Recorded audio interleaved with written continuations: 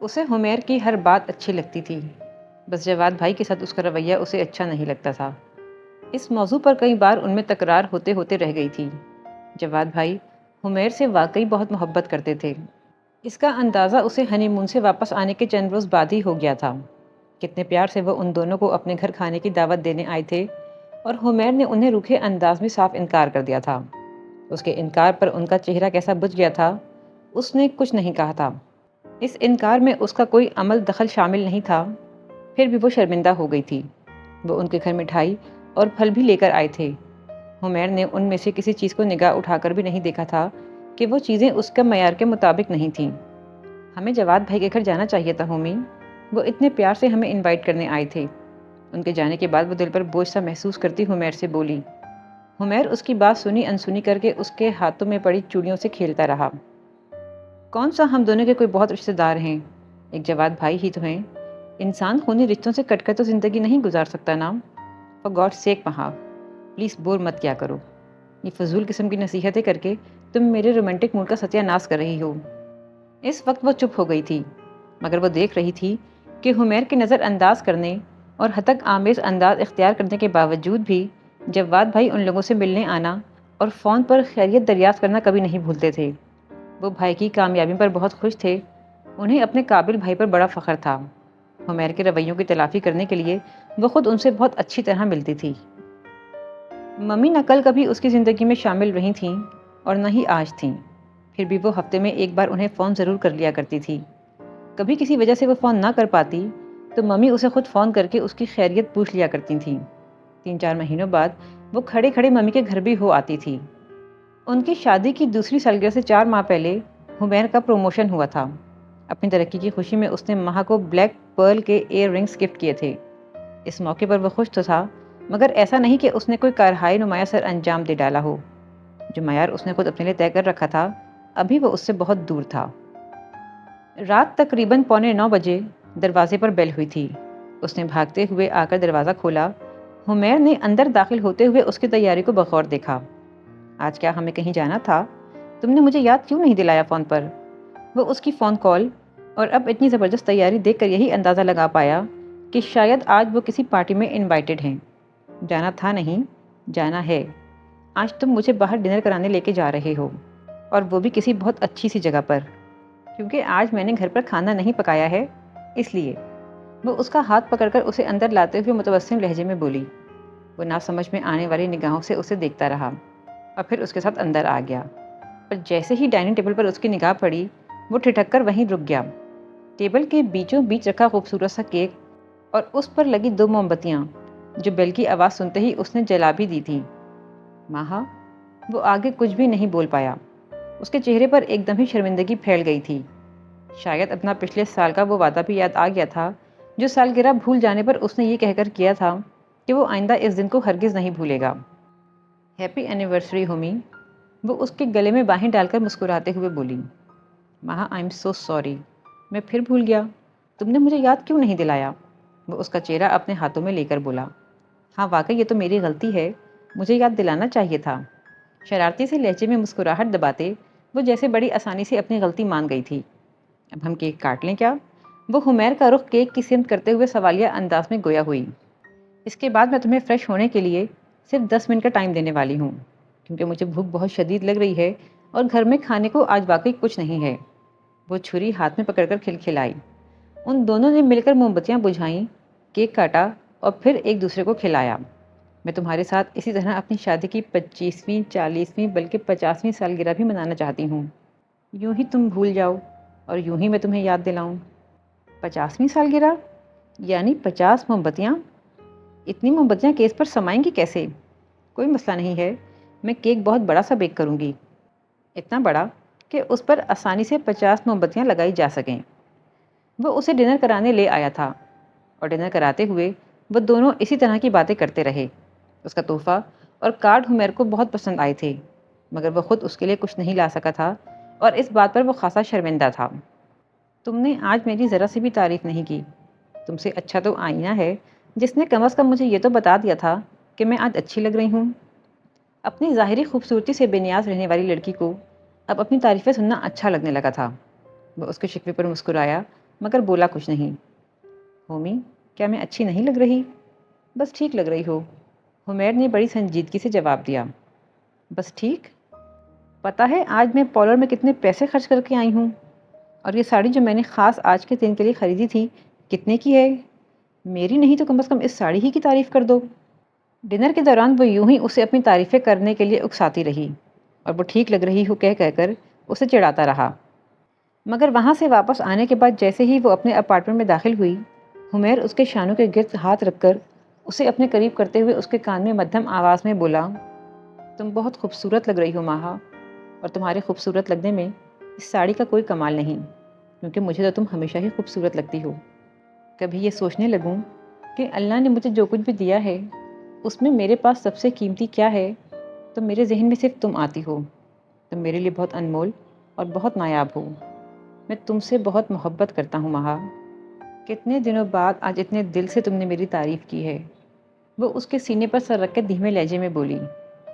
دنوں کو یاد رکھنے اور انہیں منانے کا یہی فائدہ ہوتا ہے ہومی۔ ہم زندگی کی مصروفیات اور بھاگ دوڑ میں الجھ کر، اپنے کاموں میں لگ کر، خود سے وابستہ ان لوگوں کو جن سے ہمیں بہت محبت ہوتی ہے، اکثر یہ نہیں بتا پاتے کہ ہمیں ان سے کتنی بے تحاشا محبت ہے۔ جیسے آج تم نے کتنے سارے دنوں بعد مجھے یہ بات پھر سے بتائی کہ میں تمہارے لیے کتنی اہم ہوں۔ میں چاہتی ہوں سال بھر میں کم از کم ایک آج کے دن ہم دونوں صرف ایک دوسرے کے لیے ہوں، ایک دوسرے کو یہ یاد دلانے کے لیے کہ ہمیں اب بھی ایک دوسرے سے پہلے جتنی ہی محبت ہے۔ گزرتا وقت ہماری محبت میں کمی نہیں بلکہ اس میں اضافہ کر رہا ہے۔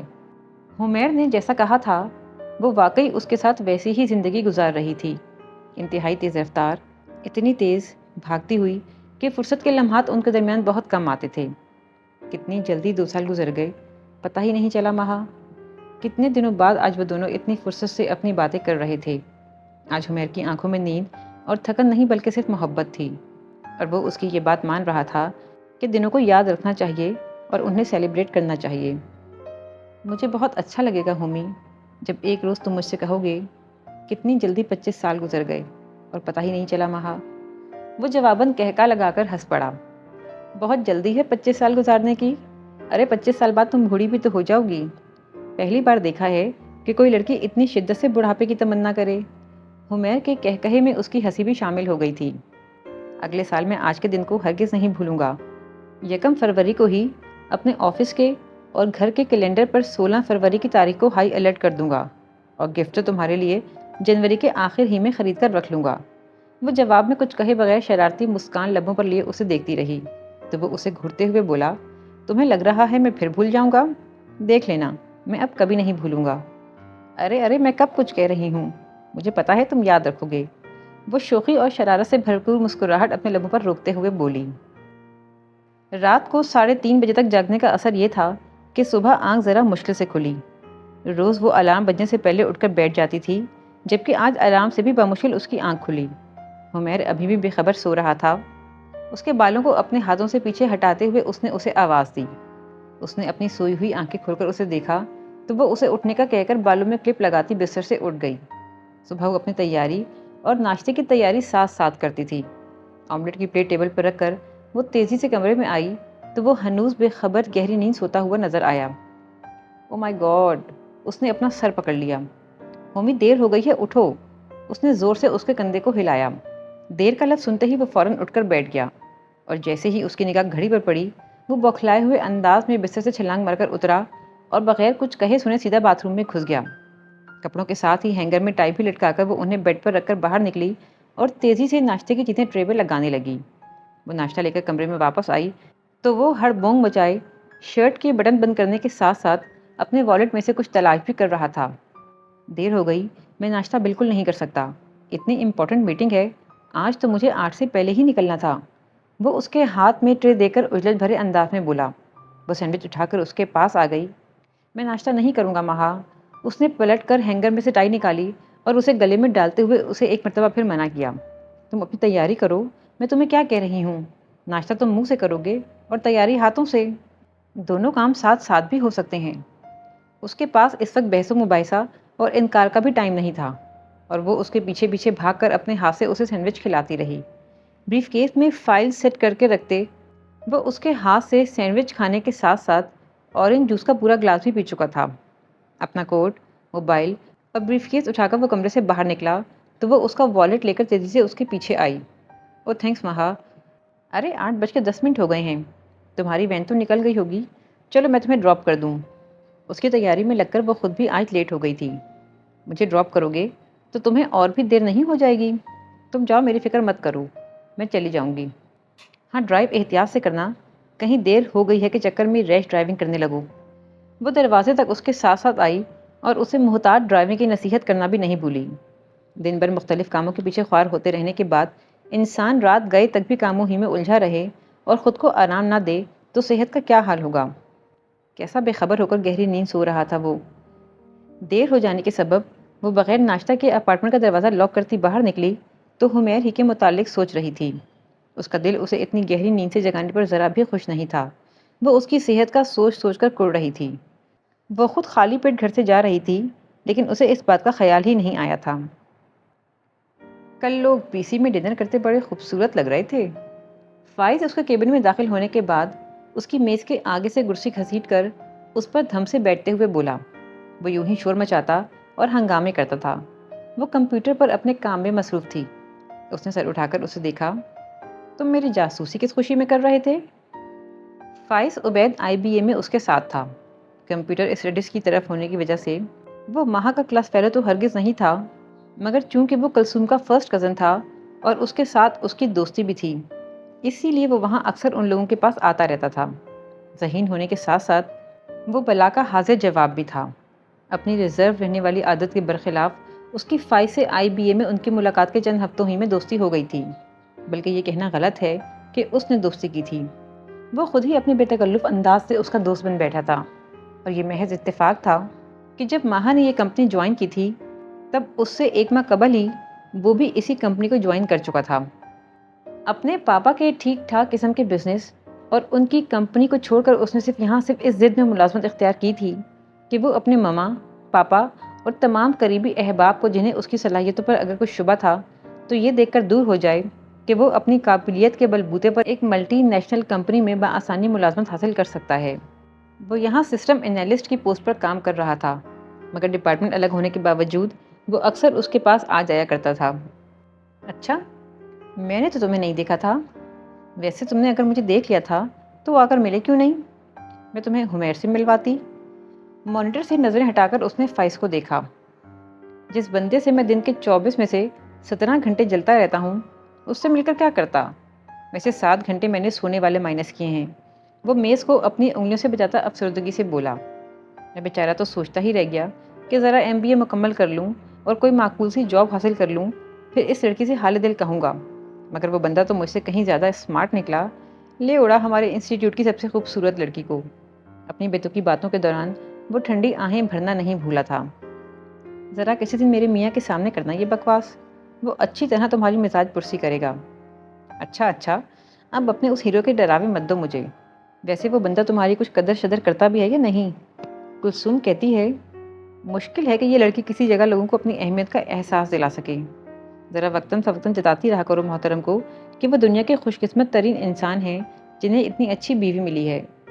वो पक्की सहेलियों वाले अंदाज में उसे गुर की बातें सिखाने लगा। वो खुशकिस्मत है या नहीं ये तो नहीं मालूम, मगर मैं वाकई बहुत खुशकिस्मत हूँ जो मुझे हुमैर जैसा शौहर मिला है। दोबारा मॉनिटर की तरफ मुतवज्जा होते हुए वो बहुत संजीदा और पुरयकीन लहजे में बोली। अब तुम इस तरह मेरी तरफ क्या देख रहे हो? तुम्हें कोई अपना काम वाम भी है कि नहीं? वो प्रिंटर पर पेजेस लगा रही थी। जेलस हो रहा हूँ उस बंदे से जिसके तुम हर वक्त गुन गाती हो, और दुआ कर रहा हूँ कि वो तुम जैसी अच्छी लड़की की हमेशा कदर करे। और जनाब, कामों का ये है कि लंच टाइम हो चुका है। मैं यहाँ से गुजरते हुए आपके केबिन के पास इसीलिए रुका था कि लंच टाइम हो जाने की इत्तला दे सकूँ।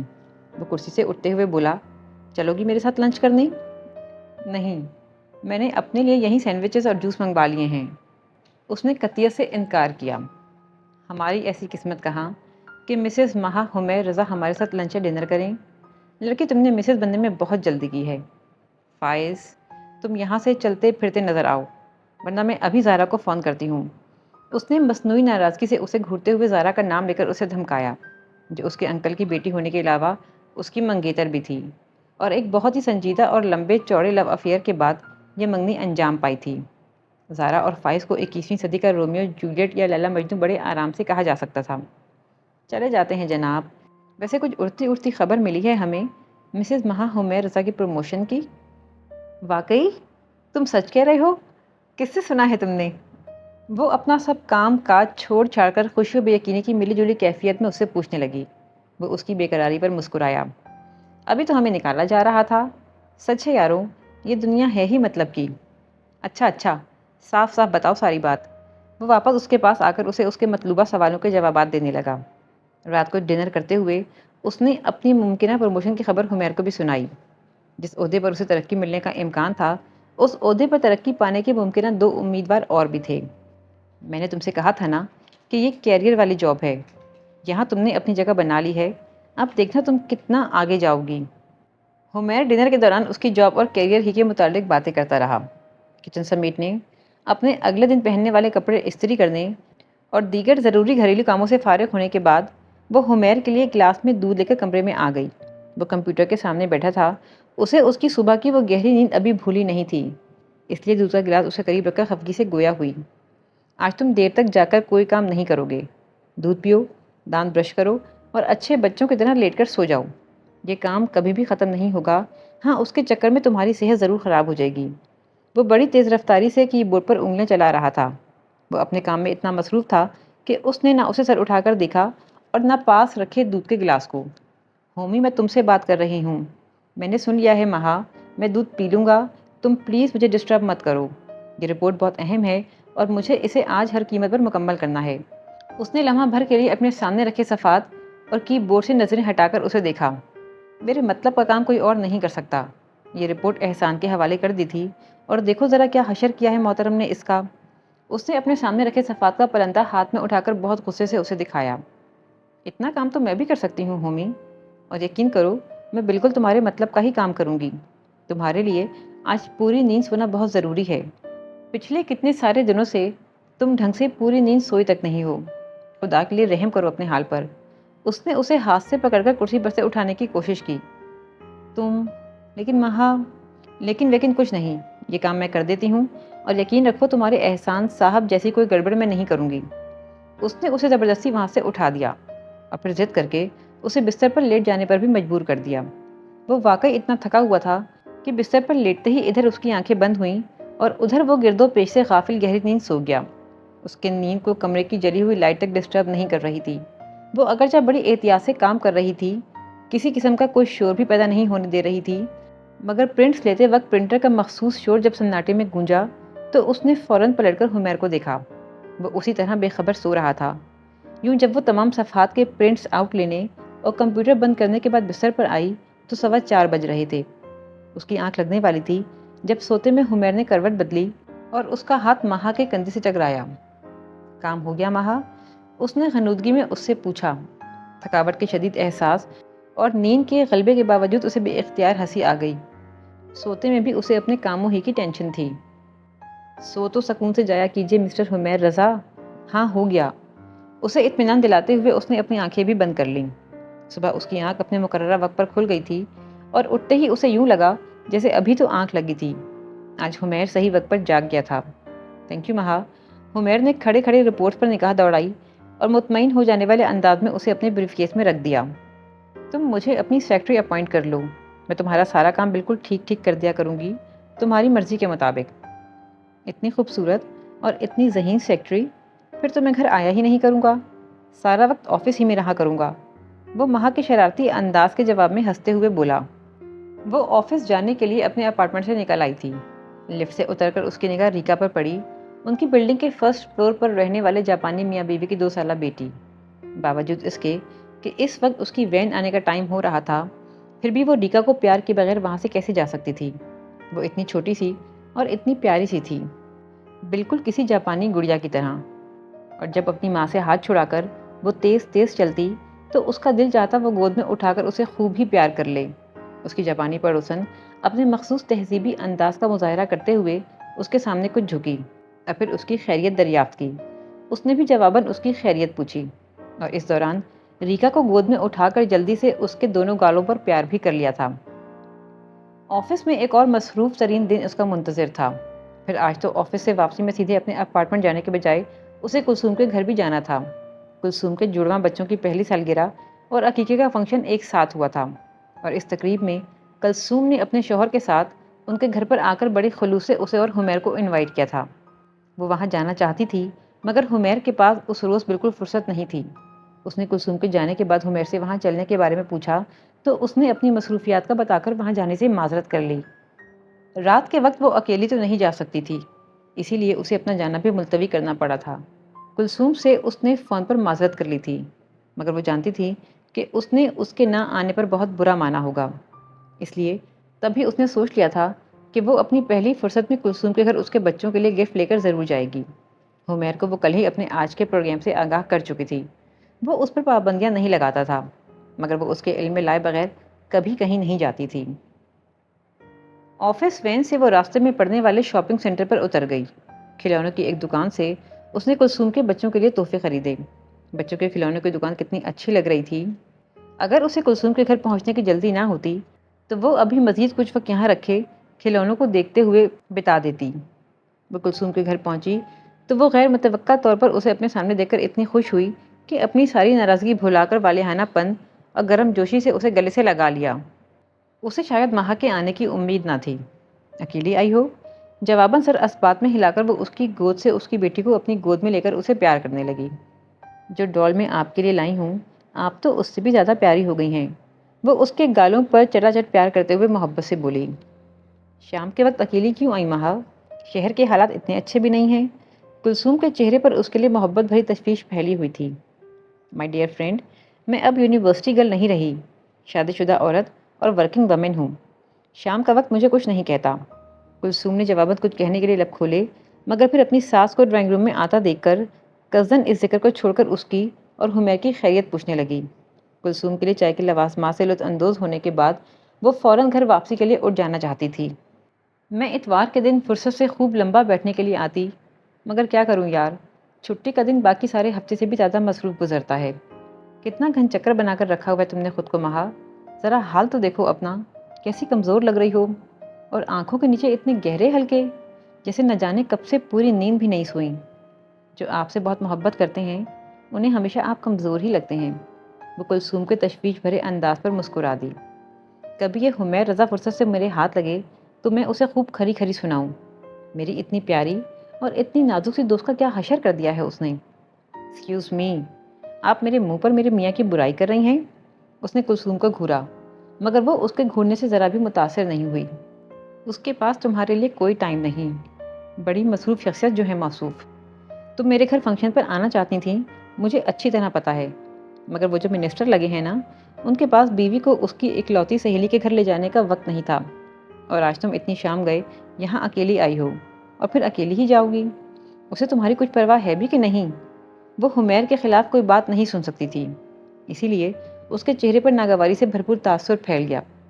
پلیز کلثوم، اس نے سخت لہجے میں کلثوم کو ٹوکا، مگر کلثوم غصے میں تھی سو بولے گئی۔ حمیر مجھے ویسا نہیں لگتا مہا جیسا تم اسے بتاتی ہو، وہ بہت چالاک اور خود غرض لگتا ہے مجھے۔ تمہیں فورس کر کے اس نے جاب کروائی۔ میں یہ نہیں کہہ رہی کہ جاب کرنا برا ہے، مگر شادی کے بعد یہ میری مرضی ہے کہ میں نوکری کروں یا نہیں۔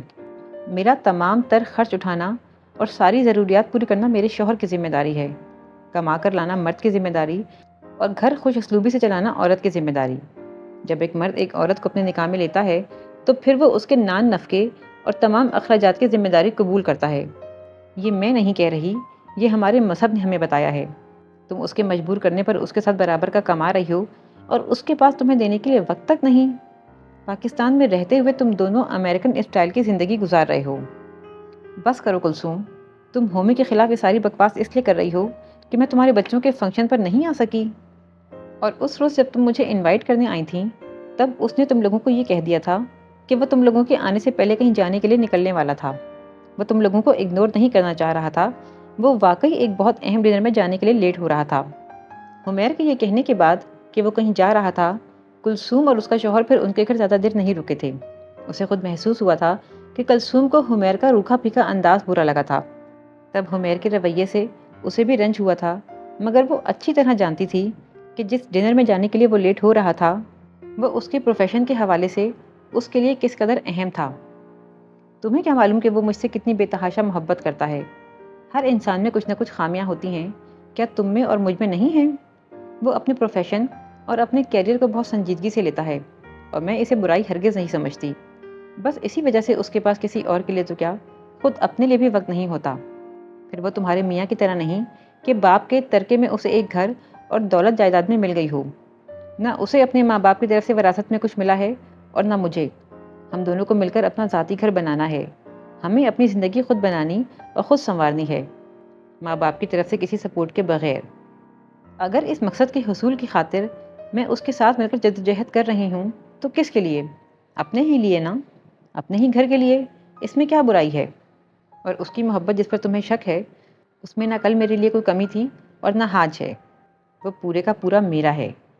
اسے کلثوم کی باتیں بہت بری لگی تھیں، اسی لیے وہ اپنے لہجے میں در آنے والے غصے پر قابو نہیں رکھ پائی تھی۔ اسے یہ اندازہ نہیں تھا کہ کبھی کلثوم کا فون آنے پر وہ گھر پر نہ ہوتی اور پھر دوبارہ کبھی اسے فون پر بات ہونے پر اپنی غیر موجودگی کی وجوہات کے سلسلے میں یہ بول دیتی کہ وہ اپنے سردیوں یا گرمیوں کے کپڑے خریدنے گئی ہوئی تھی، گھر کا دوسرا کوئی بھی سامان خریدنے گئی ہوئی تھی، تو اس کی ان تمام باتوں کو کلثوم اس انداز اور اس پیرائی میں لے گی۔ نہ صرف یہ کہ لے گی بلکہ انہیں یاد بھی رکھے گی اور اسے اس طرح جتائے گی بھی۔ اگر اسے اس بات کا تھوڑا سا بھی اندازہ ہوتا تو کبھی بھی اپنے منہ سے روانی اور سادگی میں نکلے ان جملوں کو نہ نکلنے دیتی۔ محبت؟